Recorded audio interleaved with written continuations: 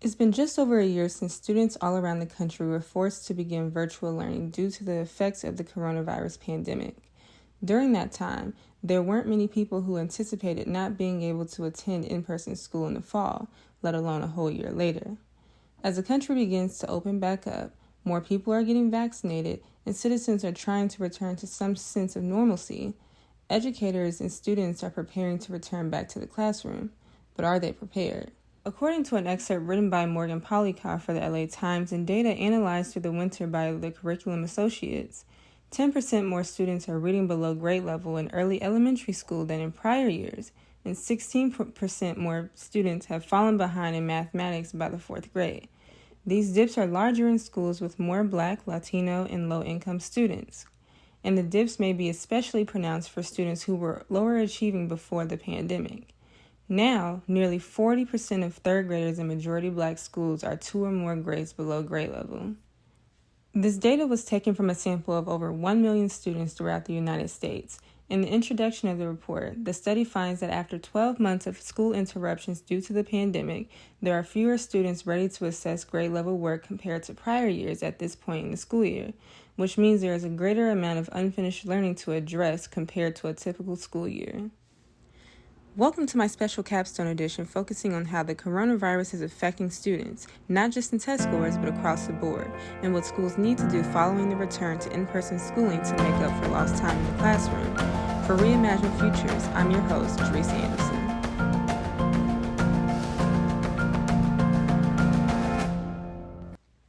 The first thing one has to understand before diving into this topic is what exactly students are going through throughout this pandemic.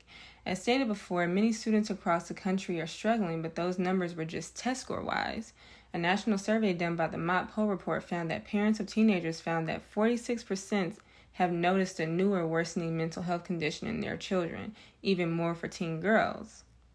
Being a teenager, period, is has got its own complexities. And then being faced with a pandemic, and none of us have lived through a pandemic before, so we don't really know what to do. It can be a challenge to support a teen going through that. And it's definitely a challenge, I guess, for folks to be empathetic because they've never been in a pandemic and really don't know how to feel, really don't know what people are feeling and what's going on. Athena Ayers is a math and science instructional coach in an Atlanta school. She works with teachers to work on their math and science teaching. This means mostly how they deliver content to students. As one can imagine, her job is a lot harder virtually. I do not get to interact with students the same way because I'm not like right there to see what you may be having trouble with, or if I could, you can kind of tell when somebody might be struggling with something. You can just go right over and ask questions. Mm-hmm. It's not the same with online. A lot of kids don't put on their cameras. Some kids don't show up, so you really don't even know.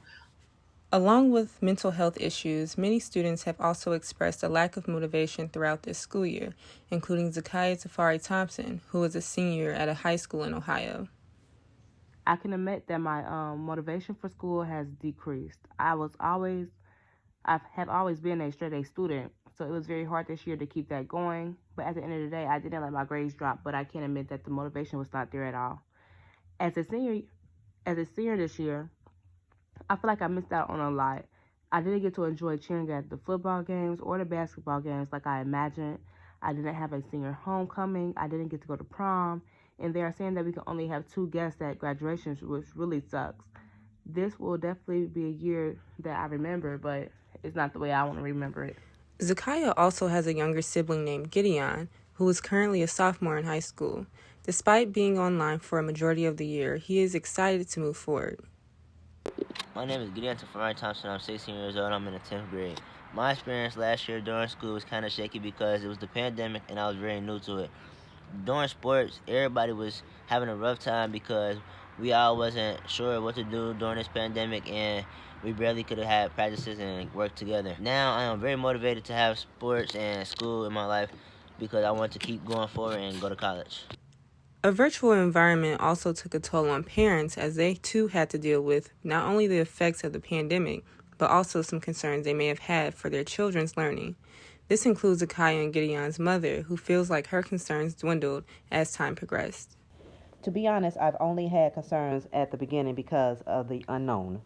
For instance, will my child have log-on issues? Will my child be able to stay focused and grasp the information that will be given? Will there be technical difficulties where the assignments will not be submitted on time, etc.? As the months progressed, fortunately, I no longer had any concerns because the transition went smoother than expected, and my kids had no problems on virtual. They both were still involved in sports, therefore, still able to pertain the socialization aspects of their lives. Despite these stories and statistics presented by studies done across the country, some experts and people who work with students don't feel that the pandemic is solely to blame for these problems and unfinished learning in any grade. I will say that literacy is an ongoing problem, and I don't think that it was something that's transpired since the pandemic, especially in under-resourced communities like the one that I work in Atlanta, and with mostly Black students and a sprinkle of brown students in there. Morgan Polikoff, who is the author of this LA Times article, also mentioned how this is not a new phenomenon. Polikoff focuses on standard assessment and accountability policy. He also focuses his research on K-12 education policy and how teachers implement standards in the classroom, as well as the overall failure of standards in American education. Well, to be clear, even in a regular year, there's a large proportion of students who score below grade level on state tests. So that's not really a new phenomenon, right?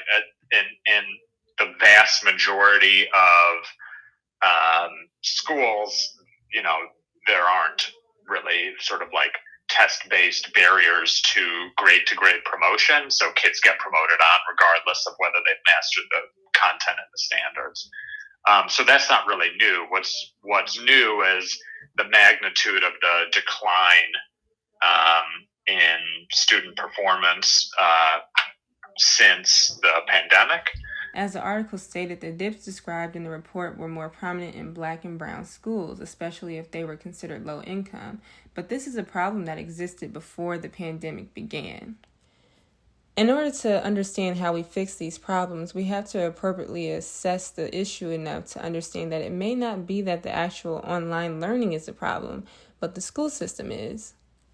The learning doesn't have to be different to be successful, because like online learning is not a new thing. It's just something that wasn't tried in mass across a K through 12 environment. But there are absolute total cyber schools, virtual schools.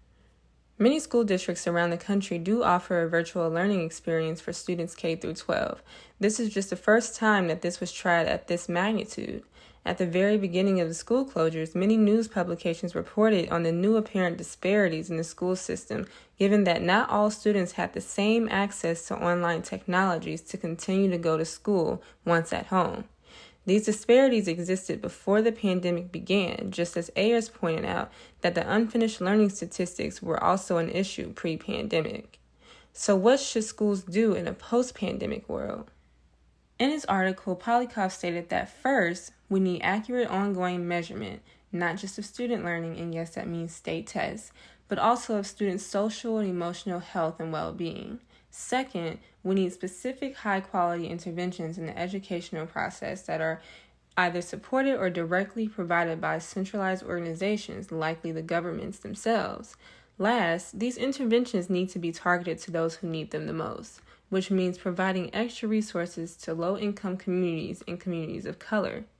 Most of these points tie into what Ayers spoke about, but Ayers believes the solution should be centered around dismantling rather than revamping.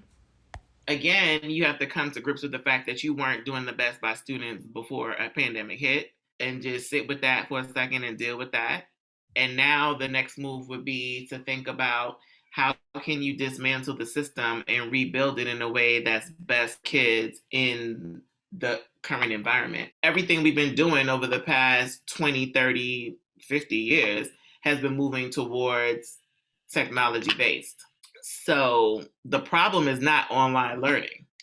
The problem is that you are refusing to dismantle, destroy a system that was not built for this current society.